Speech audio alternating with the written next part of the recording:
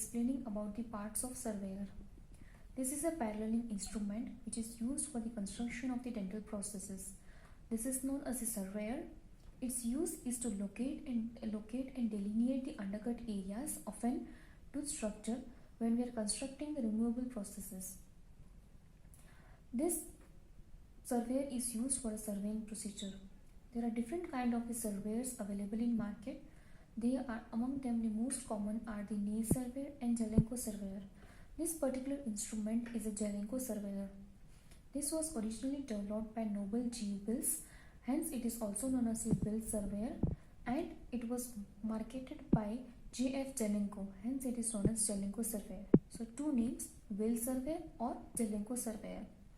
Starting with the parts of the surveyor, this is a platform, the vertical arm, the horizontal arm, surveying arm, mandrel and cast holder. This is the platform first. The platform is parallel to the bench top and on which the cast holder is moved. This is the cast holder which can be moved with the help of the screw. Then from this platform the vertical arm extends. This is the vertical arm. This vertical arm can be adjusted with this screw. The length of this arm can be adjusted. Then from this vertical arm, it extends a horizontal arm at a right angle from the vertical arm. So here, ready. From here, the other superstructure that is a surveying arm extends. Now the difference in nail surveys and Zelenko survey is that this is a broken horizontal arm in the Zelenko surveyor, whereas in nail surveyor that is a fixed arm. This cannot be moved.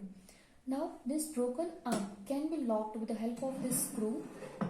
This is a screw which can be used to either lock. Once it is locked, this will not move. This is stable now. Then from this horizontal arm, it extends a surveying arm. So now this surveying arm drops vertically from the horizontal arm, which is capable of movement in a vertical direction.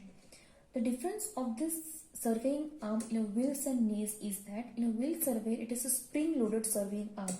When the arm is not in use, it is held at its most vertical position by spring tension. Whereas in a nail surveyor, this arm is completely passive, which drops down when it is not in a use.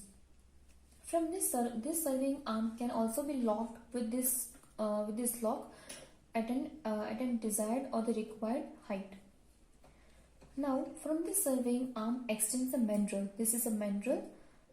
This is a lock for a mandrel where the surveying tools are attached. This is one of the surveying tool.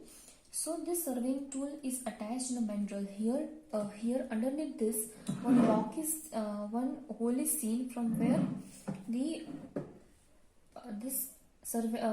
analyzing tool can be attached. Next one is a cast holder. This is a cast holder. This is also known as a surveying table on which the cast to be studied is attached. So suppose for example, if you want to study this cast, this is attached to this cast holder and the clamp is there to lock a cast in a place. So now this is locked. This cast holder is attached. It is mounted to the platform with the help of ball and socket joint. Here with the help of this screw we can adjust this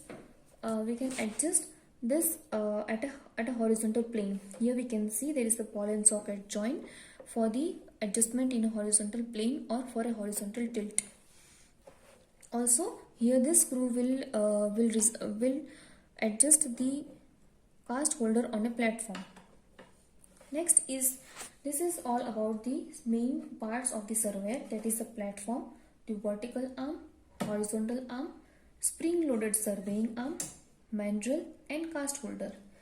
Next, moving to this additional tools, these are known as the surveying tools. So this first one is an analyzing rod.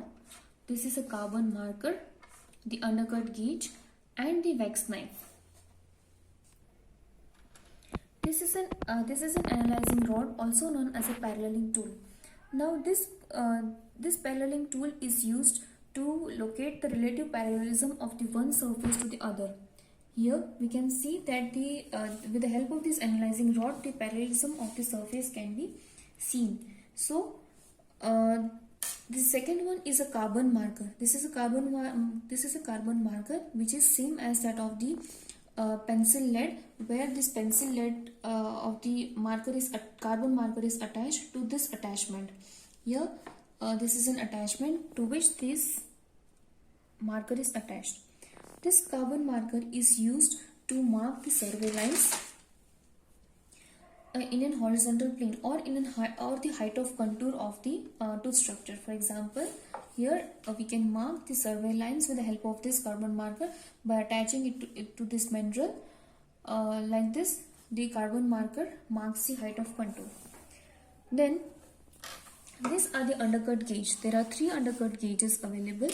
So these undercut gauge are having different dimensions, that is 0.01 inch, 0.02 inch and 0.03 inch. So based upon this dimensions, see the difference is here. This as we move towards the lesser dimension, the shank increases in the size, or as we move towards the more dimension of the undercut gauges, the shank reduces in the diameter. These are used to locate the undercut areas, and based upon this undercut, the desired retentive material, the class material, are indicated. In some companies also provide these undercut gauges with different color codings. The silver for a 0.01 inch, gold for a 0.0 inch and black for a 0.03 inch undercut gauge. Next one is the wax knife. This wax knife is used in the later stages of RPT construction to eliminate or block out the areas of undesirable undercut with the wax on cast before the framework is made. So these are all the parts. I'll repeat these additional surveying tools again. The first one is the analyzing rod.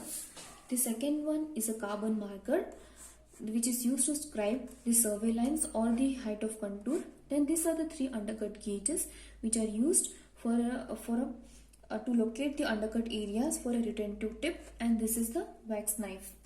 Thank you.